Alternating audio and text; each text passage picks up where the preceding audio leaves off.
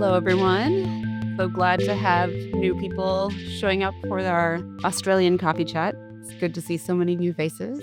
Welcome, everyone, to our March coffee chat. I'm Laura Coutson-Murray. I'm the GIS coordinator and community outreach assistant with IrisBG. And with us is Shanna Jones, who's our social media and community outreach assistant. Just a little bit about coffee chats. We record these and share the recording in an article stored in our knowledge library. And you can follow our IrisBG coffee chats if you want to know when these articles are posted. Also in our knowledge library is a forum, and there are different topics that you can follow. And if you have questions for each other, it's just a good place to dialogue about the work that you're doing. And it's free for you to create an account in the knowledge library. It is a different login than being an IrisBG database login. And these coffee chats are really designed for you. So if there's a question that you come up with when you are working with your collections, or if there's a topic you would like us to address, we could give a demonstration of the functionality of IrisBG. Really, it can be anything. We don't have a fixed format. So just get in touch with us, and we would love to host more topics that are relevant to you. Just save the date announcement. So our Atlantic time zone coffee chat in April is collaborating for meaningful living collections. We'll have Carrie Dillon, who's the plant record specialist at Cornell. She's talking about how she's working with Indigenous communities near her garden to enrich the discussions about their collections and the programming as well. And then in May, there will be a Pacific time zone or Australian time zone coffee chat again. And John Chow, the plant curator at Filoli in California, will talk about record keeping for seasonal displays. And he is really a master at using the data import, and they are recording what they propagate for their seasonal displays. So it's a really helpful discussion. So feel free to sign up for either of those. And here's just a screenshot of everyone that signed up for the coffee chat. It's fun to see where people are coming from. Quite a few in the States and many of you from Australia that we hadn't had at a coffee chat before. So welcome. So just a little bit about our agenda today. We will hear from John Bentley and Jennifer Peters. They'll talk about a volunteer's journey with IrisBG, and they're from the Friends of Melton Botanic Garden. So I will turn it over to you.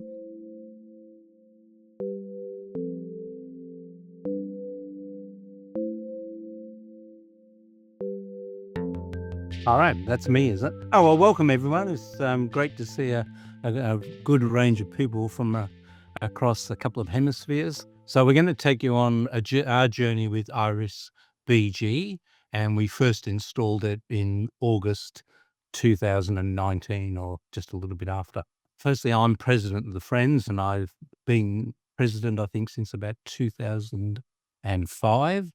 And I can't remember when Jennifer joined the group, but she's on the committee and has really been involved with IrisBG since 2019 as well. Do you want to say anything else, Jennifer, about that? No, I'm just trying to think when I joined. I think I was about 17 or 18.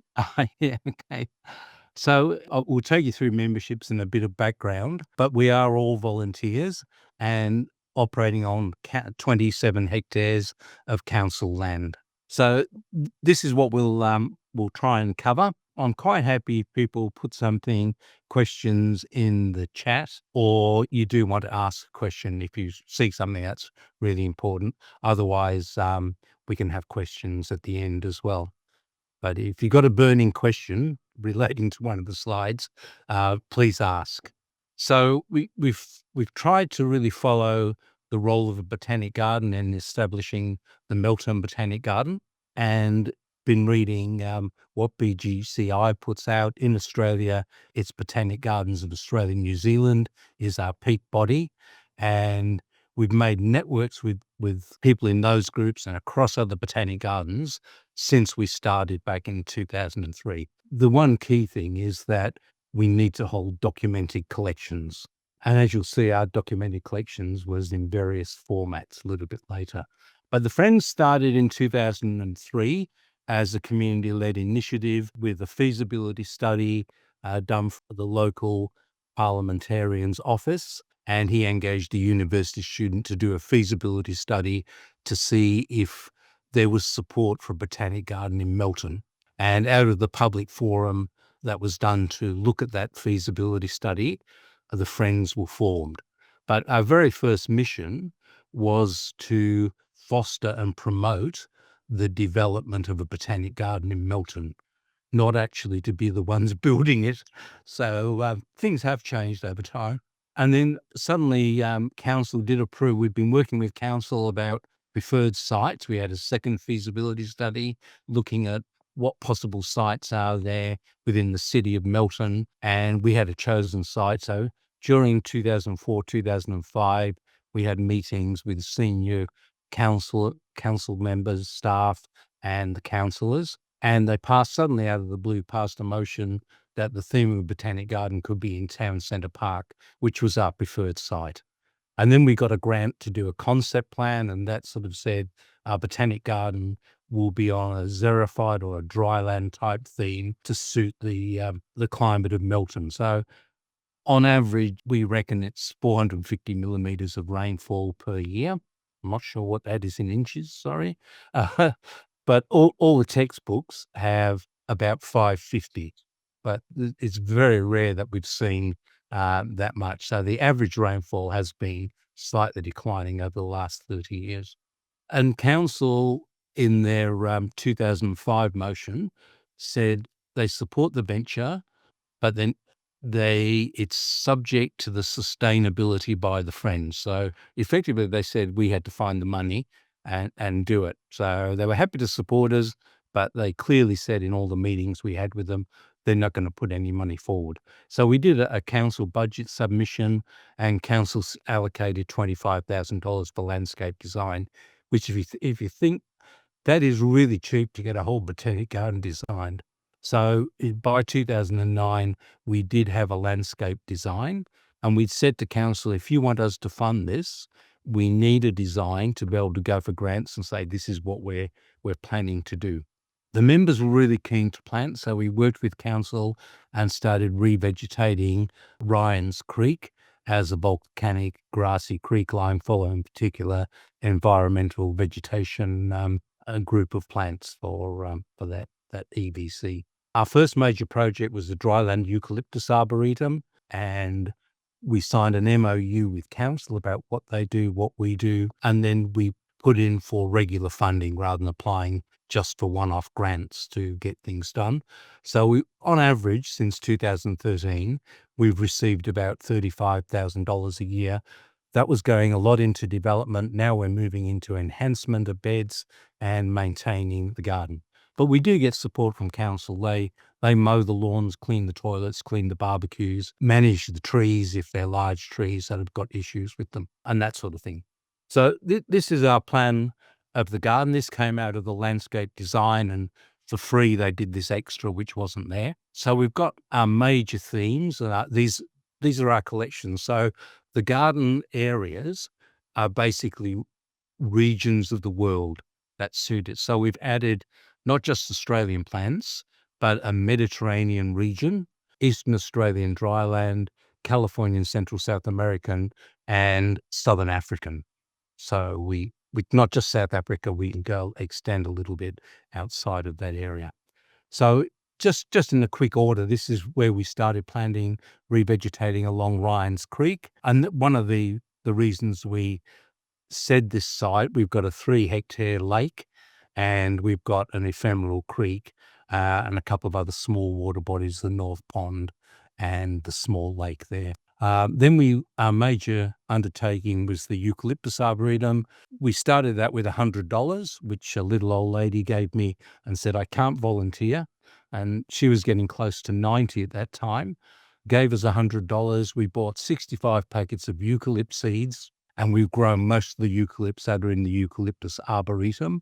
And we've now got over 100 species of dryland eucalypts, meaning they come from areas of 450 millimetres of rainfall or less, which sort of suits the Melton climate. Then we moved into Indigenous grasslands. So part of the grant, we ended up with a $15,000 Dahl Trust grant that specifically goes towards eucalypt advancement in Australia. And then we got a $132,000 Vision for Werribee Plains grant, which knew we could really do the project. And part of that grant, we seeded an Indigenous grassland. Then we started the Lakers group up. And the lake wall was like our Southern African garden. It was full of gazania and broom and other stuff. So we got a grant from Melbourne Water to remove the weeds and then plant it out. So the Lakers group started doing that lake wall. Then we moved on to the West Australian, South Australian garden. So we formed a committee and looked at that, replanned it, and had a landscape architect from council on that committee who gave advice and helped with just redoing the plans a little. So council are very happy for us to do plant selection and check, and we sometimes get them to check weedability and whether they approve certain plants. And they just like us to stick to putting the paths where they say they are on the original landscape design. We can add extra secondary paths and things in. So that's really worked very well. Then we did a little Victorian Volcanic Plains garden. We did that with the Lions Club of Melton, contributed heavily towards that one. And it's about that time the public toilets went in 2013. So they wanted to beautify around the toilet block. 2015, we worked with council and we got a joint grant and started the Southern African Garden. That was about a year ahead of our plans. So we do have development plans that go out to 2028 now. We've got an Indigenous Peoples Garden. That was a big scout project. So we had 100 district scouts there planting trees and everything. It's chaos working with 100 people, I've decided.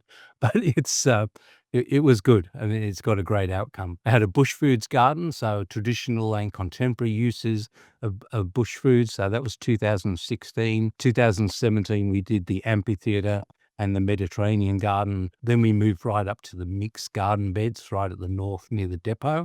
So that's like a mini botanic garden. So we can take a group in there, do education classes, look at biodiversity, plant adaptation, and plants from different areas of the world in a very small area. And people who can't walk the whole garden, we just do small guided tours in there. Then we moved on to the Eastern Australian Dry Garden in 2020. So that was a project that started in COVID because people that were out of work, the government gave a scheme where you could do Working for Victoria, and we had 10 people for 6 months, 5 days a week in the garden. So we did a number of projects, made the most use of those 10 employees. And it was good for them because it kept them employed and it kept them with a wage. And then we also got a $20,000 grant from the federal government to revegetate the south side of this small lake. So that was their project. And then the latest one we've moved on to in 2023 is the Californian Central South American. And the industrial, just to the right where it says this site is 27 hectares, I got the industrial estate when that was being built to bring about 4,000 cubic meters of soil across. So the Californian garden is about 6 meters higher than the rest of the botanic garden. But that's another story. All right. This is what the area looked like. From the previous slide, you should have an idea of the shape of the garden. So this is 2009. We'd only just started doing a little bit of planting about where Ryan's Creek is written down on that slide. And all the tracks are just from 30 years of people, whenever it rained, coming in their four-wheel drives and everything else and charging around the place. And the lake is artificial. That was built, the freeway right at the bottom of the slide was built in the late 70s, and the lake was constructed at the same time there. Well, and it has a nice little island in there that we've done up as a bird sanctuary. 2015, you can see at the north, there's the Eucalyptus Arboretum down to the West Australian, South Australian, and the Victorian Volcanic Plains. Well, my drawing's not so good. And there's the depot just in there. So effectively, that's what we've managed to do by 2015. Just look how bare a lot of those beds are and the size of them. And in the next slide, you'll see what's been added by 2019. Right? So you can see the extras in here. So the Mediterranean amphitheatre has been added, and we've started this mixed garden bed up here as well. So that's the mini botanic garden, but there's no plants in there. You can see in the West Australian garden, all right, plants have grown a little, and same with the Eucalyptus Arboretum and the Southern African garden as well. And then the next one is just earlier this month. This is the latest satellite image. And this one, the other one's from Google. This one's supplied by councillors. So you can see the big industrial estate being built on the right-hand side. And you can see the Eastern Australian dryland gardens being added, and the Californian Central South American. And there's also a whole lot of this area here, which is the revegetation of the south side of the small lake. And we've also, since then, we got a $20,000 Queen's Jubilee grant, and we've planted sort of an avenue of Australian native trees, 450 metres along our boundary, because this area here is the last bit we've got to develop, but we're working with council to have a botanic garden centre built there. Until that's placed in there, we don't know where it'll actually go. So you can see we've added a lot of things. We've added a lot of plants. We have been sort of recording them, and that's where when your garden's getting this big, you need to work on what are we going to do and how are we going to professionally record all our plants. 2010, we added a motto called Growing Plants, Growing People. So we are very much about giving opportunities to people. We keep our membership fees very low, so anybody from any socioeconomic background can come and join us. We try and be all ages, all abilities where we can, and we as long as we've got resources to support people, and we're a child-safe, child welcoming. So people can bring their grandkids. We can work with school kids within the garden as well. So it's been really good. So we've changed our mission from that original one to just foster and promote a botanic garden in Melton, to enrich the community and the environment by fostering, promoting and supporting the development and the activities of the Melton Botanic Garden. We have over 400 financial members, active volunteers, depending on the year. We certainly did have over 100 active volunteers before COVID, and my estimate now is it's 80 to 100. And as we've moved along, different areas of the garden are being managed by different groups, and the people who work in those areas pick the name. So the people who started working along the creek have called themselves the Creekers, but sort of 15 years down the track, we do have a joke that we should spell that EA. We're all getting on a bit. We've got the gum nuts that look after the Eucalyptus arboretum and the Western Australian, the Lakers, Safaris, Sunseekers, etc. So we move along. Not sure if I missed anybody out, but we keep changing and moving around. So we do sort of have a management committee. We're been in the process of restructuring that. Each area of the garden has a project manager, but some of them just like to be called a coordinator, and we may sometimes have team supervisors. So the gum nuts has a team supervisor now, and they work with the group, and the committee and myself oversee everything that they do. So we've moved along with that, and we're working with council to get this committee of management redone in our review of the master plan, and we will restructure one where the project managers meet as a garden management committee, just for a lot of those week-to-week and short-term things that are happening. So 2019, our records were all over the place, but the volunteers had been the project management, obtaining their plants, following the garden collection theme. They've been responsible for the location of the plant and doing the planting, and then recording their plantings. And that was what was a real issue, that we had stuff that was in spreadsheets, invoices, word processors, and Jennifer will probably say, and there was stuff in my head that I never told anybody as well, that we had to capture up. So each group was operating in record keeping separately. We all had relatively good records. The info was there somewhere. So we did this, and I'd been following a lot of the BGCI information from when I started the Botanic Garden, and knowing the need for recording your plants and documenting them. So we started looking off the shelf, so like IrisBG, tailored off the shelf, where you can make a lot of some changes to it, or build it. Now, I was a lecturer in information systems, so from 2006, I had student projects and assignments that were building plant databases, just to get a feel for it, because I could have written one myself, but there's no way I ever had the time. So off the shelf was it. I did look around at what databases were there at the time, and from what I could find, especially my criteria was free, there wasn't too much that was any good.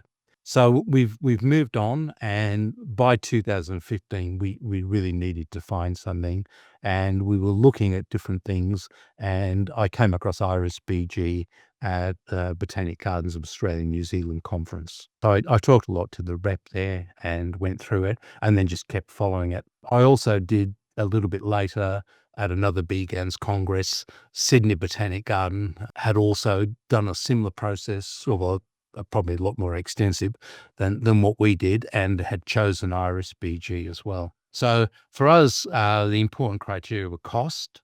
And as a volunteer group, our base is, can we have it for free? And sometimes that's not possible, of course. Access, we've got volunteers all over the place. We don't really have a good place to set up and operate from. So we needed something where we could all work from home or at the depot. So we needed flexibility, ease of use, and that's always difficult when you sometimes see databases and how they present themselves. We wanted to be able to record the plant information we had, reporting, label production, and mapping the location of the plants. So we thought they were our most important things to do, and Iris certainly seemed to do that. So in 2019, we said we need to get Iris, so we applied for a grant and managed to get a grant to cover the invoice that we have. And we also asked for the first year hosting fee to be covered. The grant people did pay for IrisBG, and they weren't prepared to cover the first year hosting. So the friends paid for that component. And we could only afford one login for Iris. So that was a frustration for Jennifer. She'd ring me up and say, "Are you still logged in, John? Can you log out so I can log in?" We'd have a couple of phone calls that way every so often. But we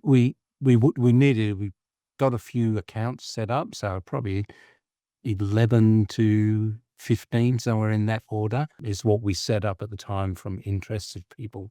But the good thing is that we could have run IrisBG just on a standalone computer, because you're buying IrisBG outright, and then you can pay for the yearly license updates and things like that happen. But from our needs, we did need cloud hosting, and it's backed up and everything else. So we've got that covered. We did a call. I won't go through all of these. We did a call out for records officer after Jennifer and I had started doing things, and we were confident we were in a state where we could add users. We had an understanding of the system. So we put this out by email to all our members. I think we had about 11, 12, 13 people expressed an interest based on what it was. And we just looked around at position descriptions in other botanic gardens about the sorts of things they were looking for. So it does look a bit frightening, but it's worked for us. So we had that good interest putting that out. We did say to people, it was do-it-yourself training. So we put together email that has links to YouTube videos and resources and the knowledge base, and how to add the config file into your own home directory, how to install IrisBG on your home computer or device, and a few other things in there. So most people were able to do that, who that was sent to. And then Jennifer did commit to 10 hours per week to doing IrisBG, which has been really helpful. And we got really good training from Donna Thomas at Ballarat Botanic Gardens. So they'd installed Iris. I'm not sure it was a year, 2 years beforehand, but Donna was invaluable. So we spent nearly a day with her, and then we both communicated with each other when we had questions, and Donna wrote up some extra notes on how to do certain things. So it was really helpful for that. And I know we've spoken to a couple other groups around Australia that have asked about our experience too. But Jennifer committing really made sure we could, with this big data conversion of putting all this stuff from all these different record areas with spreadsheets and Word documents and invoices, that really meant we could get the project underway very well and get all start to get all our data on there. So Jennifer might tell you something about her background. None of us are botanists or anything like that. Jennifer, you better say something. My My career was working as a flavourist. I made food flavours. Nothing to do with garden or anything like that. But I had used databases because we used a lot of databases in our work. So I knew about databases. It was just a matter of learning this database. Took a bit of time, but I got there eventually. The only knowledge I had of anything to do with gardens and plants was first one term at university in my first year when I did botany.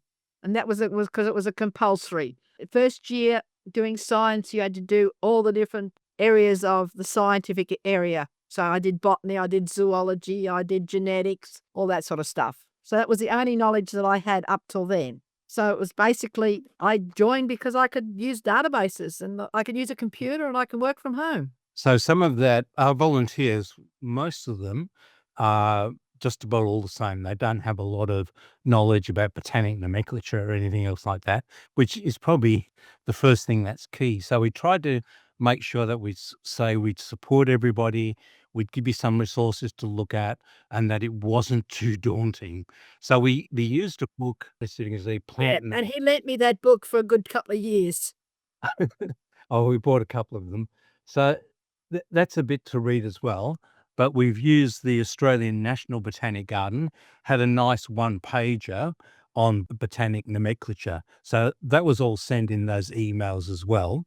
And then we'd sit down with people and talk about it. So we did get a lot of encouragement, but you'll see later on as we moved along, when you are working with volunteers and things happen in their lives. So it's not as if we can advertise and employ someone else. Things happen personally, work-wise.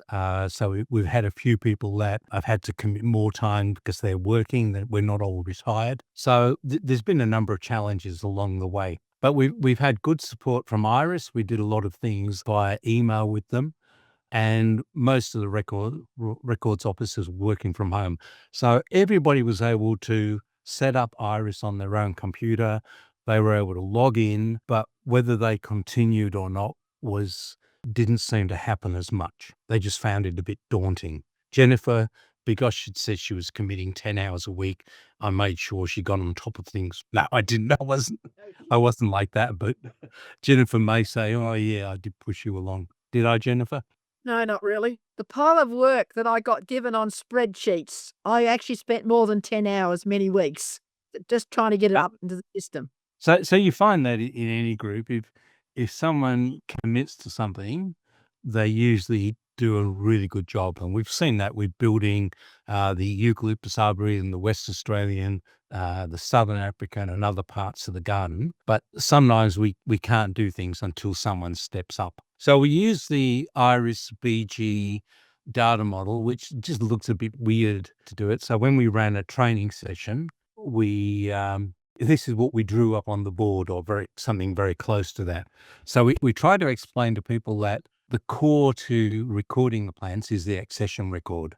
And what we've learned is that you need the accession process before you really want to start entering data and things. You've got to understand the process and set something up.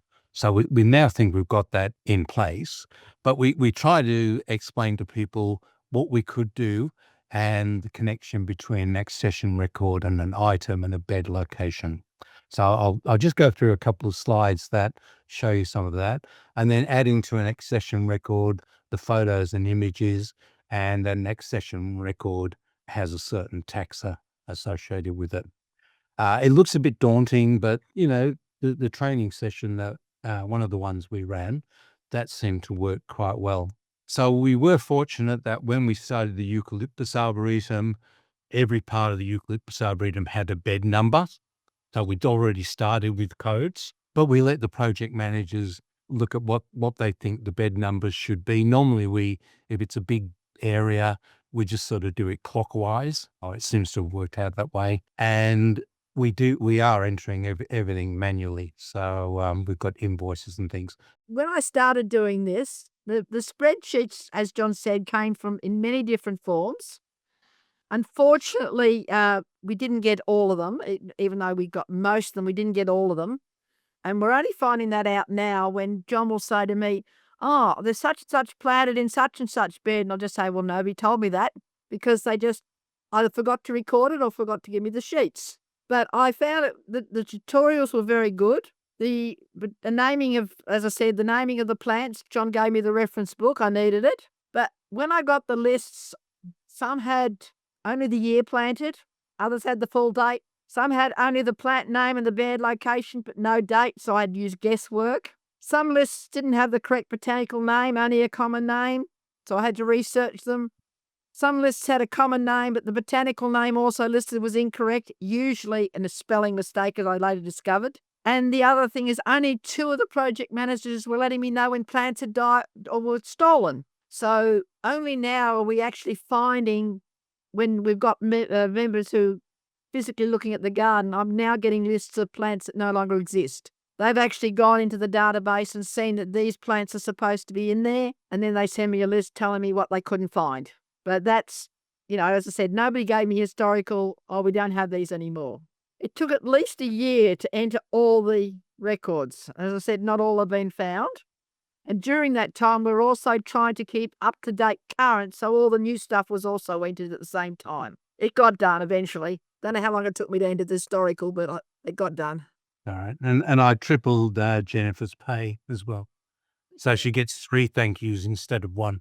But we have visual things. So some are hand-drawn, which is fine as long as we scan it and it's available. And it's in, all these now printed up in the IrisBG folder at the depot. So any of the gardeners and volunteers can look at that if they're recording dead plants or they've been planting and they want to add them to the list. Some of them use the satellite images, and you can see we've named each bed and given them a number. So that's the WASA. So they'd start with WASA 14, WASA 13, etc. Having the names on the beds also made it easy for me, because sometimes they gave me the name of the bed and not the number of the bed. Having that list made it handy, and also the hand-drawn one was good, because sometimes I'd get, I planted it in the top right-hand corner, not an actual bed location, just in the top right-hand corner, or sometimes it was along the footpath. That's funny. And Iris is quite forgiving. We can change the name of the bed quite easily, which we've had to do because someone put in the full Western Australian, South Australian, rather than putting in WASA or something, which got a bit long when you look at it on a report and things. We've also had some areas of the garden designed or redeveloped by the landscape designers at council. So we've used their map and their numbering of the beds. So when we did the Eastern Australian dryland garden, we just use their maps and things. So we get on really well with council. We share it, but there's no staff yet from council based at the Botanic Garden. Anybody comes in, it's a contractor. So by 2020, after learning quite a lot, we were quite confident we had an accession process in place. So project managers are meant to give invoices of when things arrive, or if they already had the plants and they bought them, the invoice and the planting record and things like that. We were also able to verify names. So we did find a few names that weren't correct. So clicking that and checking that. And so we had Plants of the World online first. So we're looking at Cube, Vic Flora for local Indigenous plants, looking at the Flora base, which is the West Australian plant database, looking at Plants ZA, I think it is, for South African plants. So we had fallbacks from looking at Plants of the World online. So we had this little hierarchy that Jennifer and I made up. So you can update data. That was really good. And we would like new invoices to go to project managers, but I'm guilty of not sending Jennifer things, and she does let me know too. Yeah, I'll let you know. And things do come. So if I'm only planting a few plants, I'll just have an email that says planting CCSA bed 25th of the 3rd, 25, and I'll just put the one plant in there that I planted and which bed it is and where the source of the plant came from. But we do have paper forms and spreadsheets as well that can be filled out as planting records. And then Jennifer started, once she'd done all the data entry, she said, I think we should probably start doing a procedures manual. And so we developed that draft. It's all together in one document. Still called draft though, because we keep adding to it, or every time Iris changes something, we have to change the page.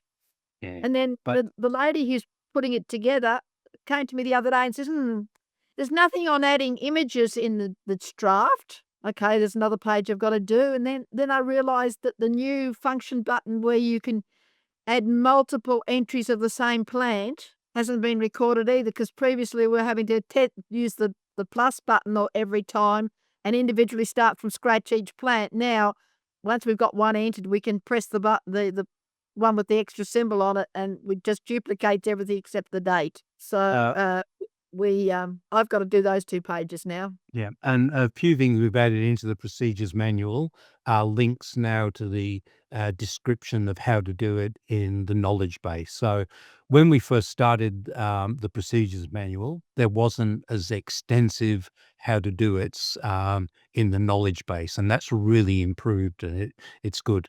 Here's just what an invoice might look like, and Jennifer will pick up the name there, but even on an invoice, sometimes they've got the common name and other stuff in there, but Well, it's a good start to get them in there. sometimes the nurseries are not using the correct names either. So you have to do a check. Oh, yeah, they're using something from the 1990s still. We've had one plant in the garden, I can't remember what it is now, it's an Erica, and we can't find its name anywhere in any of the databases. So we went to the supplier and he said, well, I've got no idea either. That's what we've always called it for years and years and years and years, and nobody knows exactly what it's supposed to be. But it's not a name that's in the databases anywhere. I had a feeling we tried to track that down in South Africa. Did try to track it down. What the name was. So we have approached a few people. This is a spreadsheet of a planting record. I won't go through that, but you'll see sort of what's there. And generally that works quite well. We looking to try and update it a bit better, because when there's a dead plant like at line 10, 11, I've just put it's died. In Iris, we can record, if it's died because of a disease, if it's died from natural causes, if it's died because John forgot to water it or something, that could be recorded as well. You'll see a couple of things on the planting sheet 2024. So all our accessions start with the year, and then we start from 1,000 when we do the next one for a new year. But if it's not known, we just put question marks in there, or just people just leave it blank. And we've got comments. Sometimes it'll have an invoice number there. Other times it'll be who's propagated it and whether it's come via the nursery, or I've propagated it, or someone else has propagated, or it's a donation from someone. So, and all that information and a little bit more is captured up in IrisBG. The scary thing for our volunteers was when they went into the system, this is what they saw, and we've realised it was too much for them, and I think put them off a little bit. We seem to come to grips with it, and when Donna explained things, she was really good. So if you are introducing volunteers or new people to IrisBG, don't throw them in the deep end. Guide them and hold their hand if you can do that. But we've gone through there, and this one in the items, we changed a couple of those. We found out how better to manage the items. Sometimes we plant 50 poas in one area, and that's okay, because we're not going to manage whether those grasses die, live, or propagate. We just want to make sure we've recorded what we've planted over time, so we can always go back and show what plants we've put into the garden. But the good thing is that over in the corner here, in this area, we can map things. And so we wanted to get the mapping module. We couldn't afford it at the start, but that's been added since. That really has allowed it to then document where the marker is. So that little red cross shows exactly where, what was it, the Quercus alanifolia, the golden oak of Cyprus. That's where that is. And then over time, it'll have associated photos with it that are in there. Here's just a bush food one. And the Guyma lily has had one early photo there.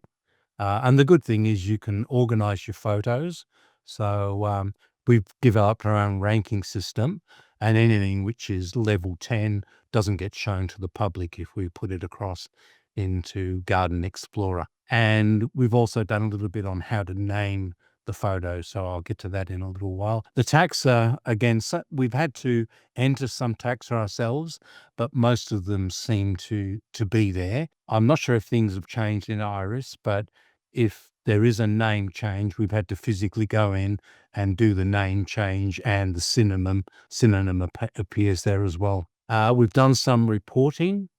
So some of the gardeners have asked, can you tell me what's in this bed or what should be here, so we can start doing audits of what's died and what's still alive.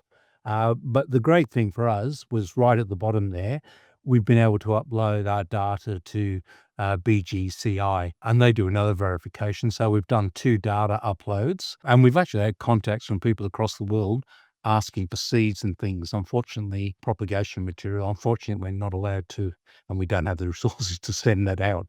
But It's also a government thing that, you have to have a lot of paperwork to be able to do it. So that's been great doing that.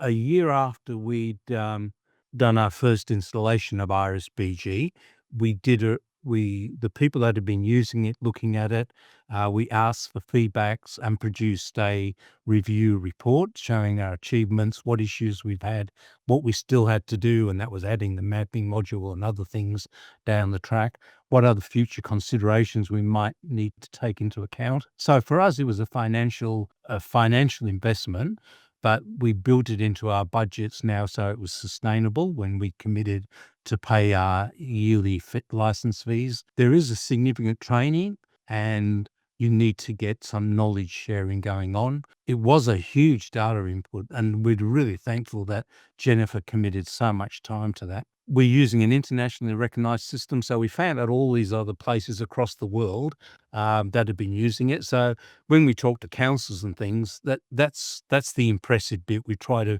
put on them, that the money we got in the grant has gone to putting the Melton Botanic Garden on the map and documenting our plants, making sure the names were correct and getting accessions in place.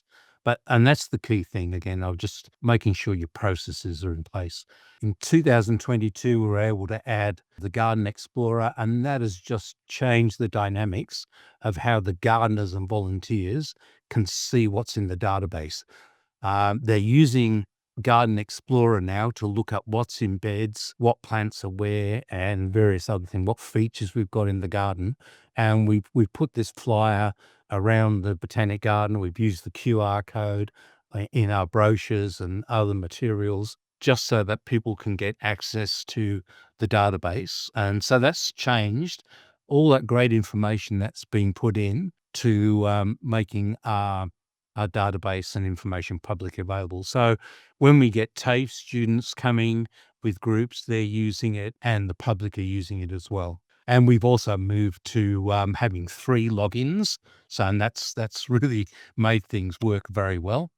So this is how the Garden Explorer appears. And you can see lots of those in Iris when you log onto their website. You can click places across the world that have installed Garden Explorer.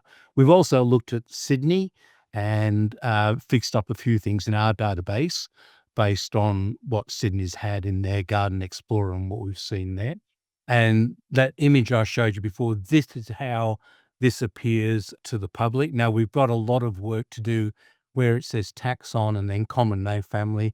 We need to add a lot more information into the themes to put a lot more good public information about these particular plants. Down the bottom, you can see where we've got 3 or 4 of these plants across the garden, and the little dots sort of appear on the map at the side, which is zoomable, things like that. The holm oak, or the Quercus ilex, we've got 3 of those in the garden, and we've been trying to take photos of it. And we've now got fruits and nuts and things like that, and that we've taken photos of. This one we've added in Banksia marginata. We've added some themes like the life form, flower colour, flowering seasons. Is it indigenous to Melton? Is it present in the Victorian volcanic plains, which is really important for our conservation efforts, and knowing what plants we've got that are rare, endangered, and we're recording that in IrisBG as well. Some of the photos aren't the best, but we'll work on that. And then the great thing about Garden Explorer, it works across a whole lot of devices. But it's not only the plants you're putting in. We've put in where the drinking fountain is and water points, where the toilets are, where the red tree is and stuff like that.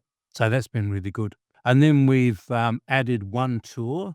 So you can do self-guided tours. And a great place to go look at these is the Sheffield Botanic Garden in the UK, and have a look at their Garden Explorer and the tours they put in. So far, we've only put in one tour, and we would like to put in more.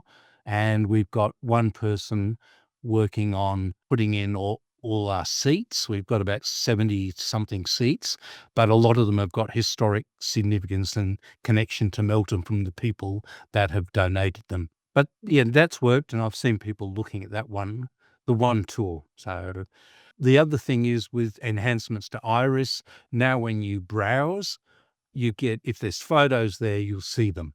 So I've just done a browse of quercus here, and you get a really good idea of what's there. You can see we're a very young botanic garden. Some of our plants only look like sticks. And that's just one of the little training sessions we did in the depot. But again, some of those people as volunteers, some people have had to leave because they've got to attend to someone else's health in their family and work and other stuff like that. So it's been really good. I will say Jennifer and I represented IrisBG at the Melbourne Global Botanic Gardens conference, and that was fun. We've done those naming conventions. That's our image rankings that we use. And these are the things we're trying to do now, which I think I've mentioned in most of that. And we're working on, we know what living collections we've got, but we've never documented it. So we're using the BGAN's Living Collections Toolkit to do that, because one of our action plans is to get accreditation as a botanic garden with BGCI. So that's it. I think I've mentioned most of the challenges. So yeah. Thank you so much, Jennifer and John, and everyone for attending. Good to have all of you.